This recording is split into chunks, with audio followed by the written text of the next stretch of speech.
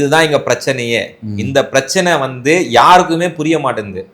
ஓப்பனா சொல்ல போனா எம்எல்ஏ அமைச்சர் சம்பாதிக்கிறத விட அதிகாரிங்க தான் அதிகமா சம்பாதிக்கிறாங்க. அவங்க வீட்டுலாம் ரைடு போனா தெரியும் இல்லையா?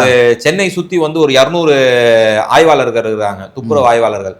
இவங்களை வந்து போயிட்டு உதாரணத்துக்கு நீங்க ரைடு அடிச்சு பாருங்க, நான் சொன்னது உண்மையா பொய்யான்னு உங்களுக்கே தெரிஞ்சிடும். ஏன்னா வந்து எல்லாம் செழிப்பா இருக்கிறாங்க.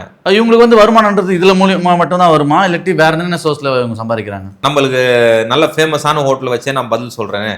இப்போ பிலால் ஹோட்டல் இருக்குது, புகாரி ஹோட்டல் இருக்குது, அங்கெல்லாம் குப்பை எவ்வளவு சேரும்? நிறையவே சேரும். அவங்களுக்கு மாசம் ஏதாவது மாசம் ஒதுக்குறது கிடையாது. 50,000 1 லட்சம் ரூபாய் வரைக்கும் ஒரு ஹோட்டல்ல இருந்தும் துப்புரவு ஆய்வாளர் வாங்குறாரு.